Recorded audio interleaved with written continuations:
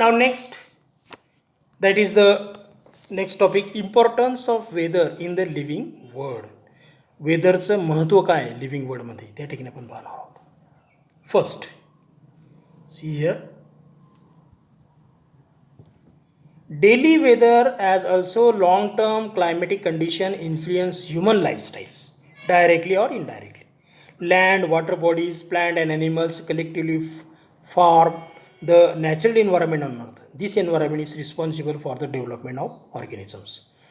म्हणजे या ठिकाणी लॉंग टर्म जर त्या ठिकाणी वेदरचा इफेक्ट असेल, लाईफस्टाईल त्या ठिकाणी प्राणी आणि वनस्पती यांची बदलत असते आणि त्या ठिकाणी जगण्यासाठी जसं काही प्राणी असतील, पावसात आपण पाहतो आहे की नाही, फ्रॉग असेल वगैरे, त्यांना त्या ठिकाणी पाऊस पडल्यानंतर किंवा ते तसं थंड वातावरण झाल्यानंतर ते आपल्या ज्या काही बिळातून असतील बाहेर येतील आणि अन्नासाठी शोध घेत असतील.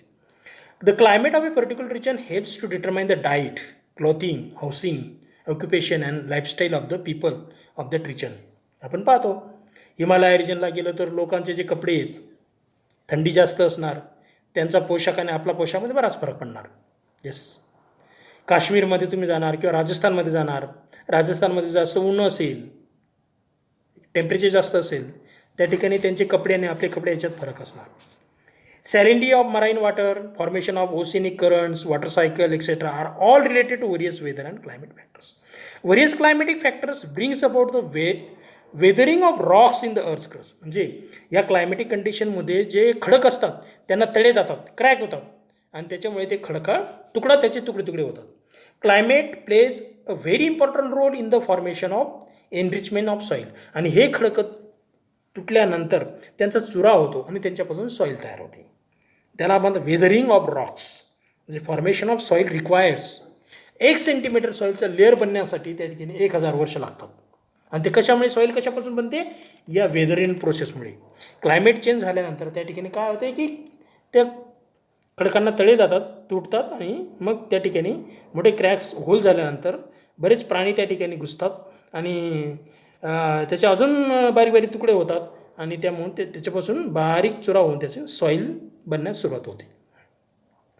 Climate plays important role in the formation and enrichment of soil also. Microbes in the soil plays an important role in formation of organic materials. This process depends upon various climatic factors. म्हणजे सॉईलमध्ये काही मायक्रोऑर्गॅनिझम असतात, ते त्या ठिकाणी organic materials तयार करण्याचं, carbon compound तयार करण्याचं काम करतात किंवा त्या ठिकाणी फर्टिलायझर बनवण्याचं. जसं सिम्बायोटिक बॅक्टेरिया आपण पाहिले की त्या ठिकाणी ते कशाप्रकारे त्या ठिकाणी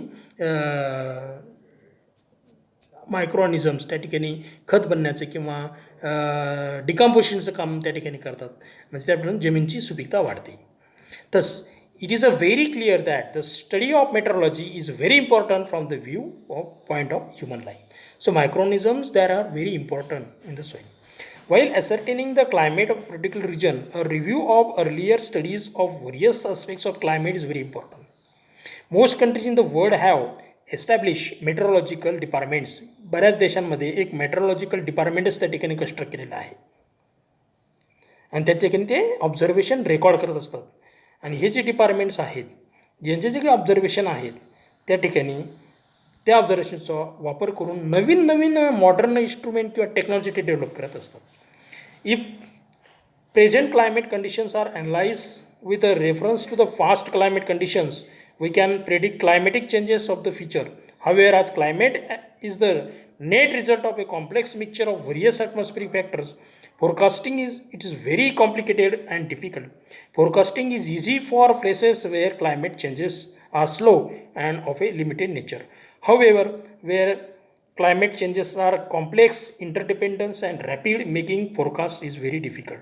म्हणजे त्या ठिकाणी वातावरणाचे चेंजेस कमी जास्त होत असेल त्या ठिकाणी हवामानाचा अंदाज लावणं अवघड जातं. आता तुम्हाला माहिती आहे, पतंग जर उडवायचा असेल तर त्याला तसा हवा पाहिजे. हवा जर बिलकुलच नसेल उन्हाळ्यामध्ये किंवा मग त्या ठिकाणी बिलकुल हवेचा जोर नसेल तर पतंग उडवणार मजा येणार का मुलांना? नाही येणार.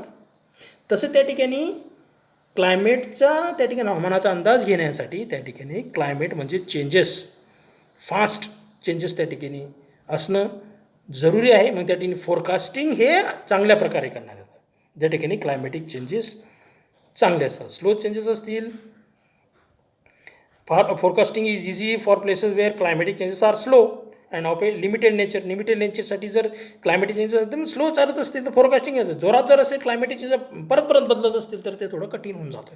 म्हणजे त्या मिडियम लेवलमध्ये जर कधी क्लायमॅटिक चेंजेस असतील तर ते आपल्याला सुरक्षित असतं. Now this is the importance of weather in the living world. There are so many points also, you can mention more than this. How living organism get benefit due to changes in the climate. How now we are also taking benefits of that climate changes. Yes, so there are so many importances of climate changes.